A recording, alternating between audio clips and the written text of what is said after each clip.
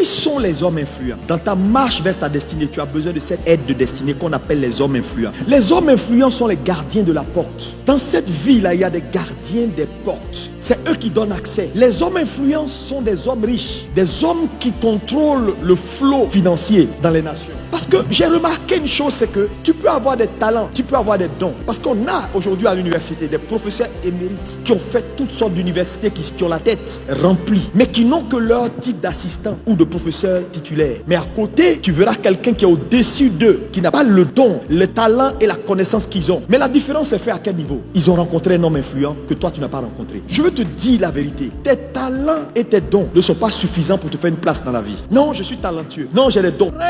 Les hommes influents ont ta réponse. Les chrétiens ont ce malin plaisir d'insulter tout le monde. Oui, nous, on est les gens de la lumière. Mais ta lumière là, c'est où? Tu ne connais pas Dieu. Dieu n'est pas raciste. Dieu ne fait pas de discrimination. Si vous croyez que c'est avec vous seuls, vous les chrétiens, que Dieu travaille, échec et mat.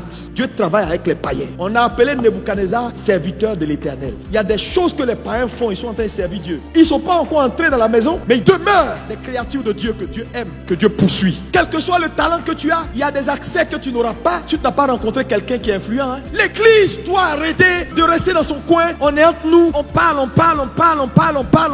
Attends, quand Élisée dit à cette femme qui est déjà une femme de distinction, est-ce que je peux t'aider? Bon, je peux parler de toi au roi. Ça te dit rien? En toi, Élisée là, qui est spirituel, il te faut des hommes d'influence. Les hommes d'influence, ce sont des portes d'accès. C'est des gens, quand tu les rencontres, tes luttes s'arrêtent. Que Dieu aide l'église. Si l'église doit jouer le premier rôle, il faut qu'elle arrête d'être orgueilleuse et qu'elle comprenne que quand Dieu la positionne dans une nation, elle doit exploiter toutes les possibilités que Dieu met à sa disposition pour influencer la nation. Quand Joseph entre au palais, il ne rentre pas comme un sacrificateur, il rentre comme un homme influent. Parce que ce qui fait que Pharaon le nomme premier ministre, ce n'est pas il est venu parler en langue devant Pharaon. Il a démontré à Pharaon qu'il est intelligent et qu'il a des capacités. Donc il est venu en tant que technocrate. Maintenant, quand il est entré en tant que technocrate, il a décliné maintenant dans l'exercice de sa fonction son volet de sacrificature. Il y a des endroits où vous allez aller, frère. N'allez pas avec la prière.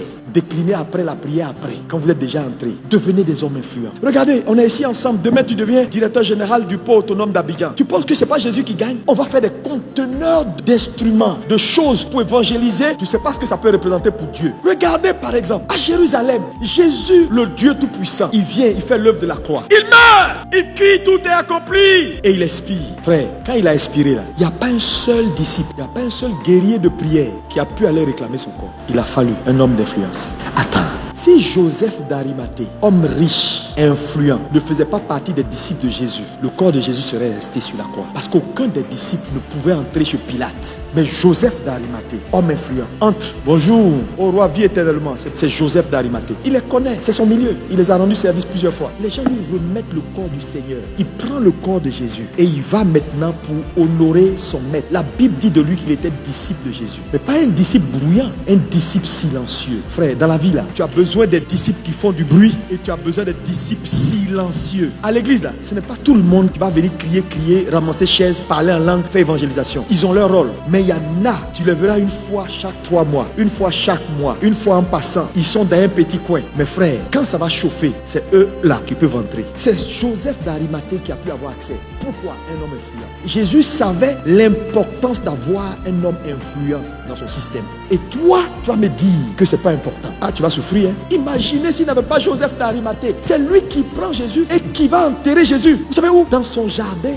Mais regardez, quand on parle des disciples de Jésus, là, tu entends son nom? On parle de Matthieu, de Barthélemy. Tu as entendu qu'il a fait quelque chose dans la Bible? Mais quand on dit disciples, c'est eux qui sortent. Mais les vrais gars sont derrière. Il y a des femmes même, jusqu'aujourd'hui on ne connaît pas leur nom, mais on dit elles étaient derrière lui et elles l'assistaient avec leurs biens. Frère, je te dis, s'il te manque des hommes qui t'assistent avec leurs biens, tu vas avoir ton onction et ton onction va te rendre aigri, va te rendre nerveux. Parce que l'onction, quand tu l'as, quand tu as les qualifications et puis tu n'as pas d'aide de destinée, tu deviens très frustré dans la vie. Tu rêves et puis c'est quelqu'un d'autre qui réalise ton rêve. Et puis la seule chose que tu as dit, ça là, j'avais pensé à ça avant lui. Mais c'est pas ce qui compte. Tu as pensé avant, lui il a fait. Parce qu'il a quelqu'un. Parce que vous savez, c'est pas un message pour dire il me faut quelqu'un et puis tu crois pas en réalité ça dans ton cœur. Parce que c'est la foi d'un homme qui attire vers lui ce qu'il croit. C'est ce qu'on croit qu'on expérimente. Crois que Dieu a placé des hommes. Les aides de destinée, c'est la main de Dieu dans ta vie. Tu ne peux pas, même dans ta folie, te priver de l'aide de Dieu. On s'est trop privé. Regarde, l'onction est là, la grâce est là. Frère, je te dis la vérité. Il faut connaître des gens. On peut te critiquer. C'est leur problème. Laissez les gens parler. Si tu ne connais personne, mon ami, tu peux souffrir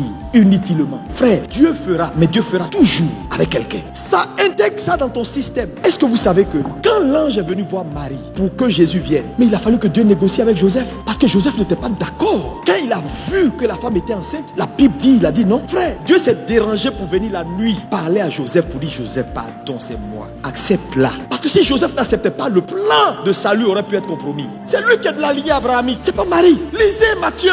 Si Dieu donc peut négocier avec un homme pour que sa volonté s'accomplisse, frère, tu ne peux pas te priver d'un homme. Il te faut connaître quelqu'un. Ta prière doit changer. Cette semaine-là, Seigneur, envoie-moi mes aides de destinée. Oui, nous avons besoin d'hommes influents. Je vous dis, tu vas manquer de la grâce d'un homme jusqu'à ce que tu comprennes ce que je suis en train de te dire. Dans la vie, les hommes d'influence, quand tu les déshonores, tu te fermes les portes d'accès. Qu'on le veuille ou pas. La Bible dit, quand quelqu'un est élevé en autorité, là, c'est Dieu qui l'a mis là. On t'a pas dit d'aimer les gens qui sont au pouvoir. On t'a pas dit d'aimer quelqu'un. On t'a pas demandé ça. On dit prie pour eux. Et puis sois juste. C'est tout. Quand tu sais pas ce qui est la parole de Dieu, tu te mets ton même fardeau sur la tête. Dieu peut organiser une connexion divine. Mais comme tu es tellement rempli de toi-même, tu peux la laisser passer. Est-ce que vous voyez le combien d'hommes de destinée que vous laissez passer chaque jour devant vous? Dieu ne trie pas. Une aide de destinée, c'est pas seulement quelqu'un qui est converti. Quand Joseph quitte la prison pour être premier ministre, Dieu a besoin de faire une action pour que Joseph soit premier ministre. Mais il fait quoi? Il envoie un songe. La question que je te pose, toi qui me regardes, chrétien né de nouveau qui parle la langue, pourquoi Dieu n'a pas donné le songe là à Jacob ou à un Israélite? Et c'est à Pharaon qu'il a donné le songe. Parce que Pharaon était un homme influent. S'il donnait ça à Jacob, ça n'allait pas aller quelque part. Joseph allait mourir en prison. S'il donnait ça à un Israélite, Joseph allait mourir en prison. Parce que quand tu n'as pas d'influence, même quand Dieu te parle, tu ne comprends rien, tu prends pour faire spirituel. Jacob allait prendre ça pour dire, les frères, mes fils, Dieu veut nous visiter dans des années, prions, prions. Ça allait rester là. Mais dès qu'il a donné le songe à Pharaon, Pharaon s'est levé. Et comme il était un homme influent, il a rassemblé tout le royaume.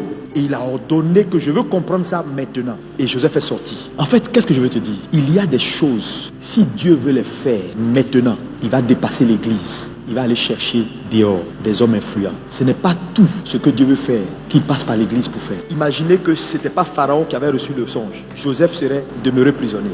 Donc arrêtez de croire que c'est par des frères, des chrétiens que Dieu fera pour vous. Quand on parle d'aide de destinée, frère, c'est tout le monde. Donc si tu es quelqu'un, tu n'aimes pas les inconvertis, bonsoir à toi. Si tu es quelqu'un, tu es frileux des gens qui ne connaissent pas Dieu, bonsoir à toi. Si tu es quelqu'un qui est toujours là, moi, si ce n'est pas Dieu, si ce n'est pas le Seigneur, si ce n'est pas le Saint-Esprit qui... Non, non, non. Frère, le corbeau qui a envoyé à manger au prophète là, le corbeau est un animal impur. Comment Dieu peut demander à un animal impur de nourrir un saint? Dans la vie, on n'achète pas tout avec l'argent. Il y a des choses qu'on achète avec les relations. Il y a des choses là, quand tu connais la personne, tu n'as pas besoin d'argent. Si tu achètes tout avec l'argent, tu es pauvre. La plupart des choses que les gens vont faire pour toi, c'est par amitié. Que l'argent ne peut pas payer. C'est pourquoi, si tu es là, ouvre ton cœur, laisse Dieu, sois flexible, sois docile, arrête d'être carré. Tu souffres trop. Je connais des gens, Dieu les a aidés. Ils ont refusé l'aide du Seigneur. Il dit non, je ne veux pas lui là. C'est pas un chrétien. Non, non, non, non. Il veut me donner l'argent parce que je ne veux pas. Parce qu'il n'est pas chrétien. Son argent est maudit. L'argent n'a pas de couleur. L'argent que tu as dans tes mains maintenant là, c'est passé chez un païen avant d'arriver chez toi. J'ai un témoignage de Reinhard Bonnke. La plupart de ces grandes campagnes d'évangélisation qui ont sauvé le monde entier, c'est des inconvertis qui l'ont aimé, qui ont aimé cet homme comme ça. Pour dire j'aime ce qu'il fait. Musulman. Et qui envoie des milliers de dollars pour qu'il aille gagner des âmes. Sois sensible à la voix de Dieu. Prie. Arrête d'être sectaire. Je ne parle pas de compromission. Quand on est un enfant de Dieu, on ne se compromet pas. Mais quand le Saint-Esprit veut agir, laissez-le agir.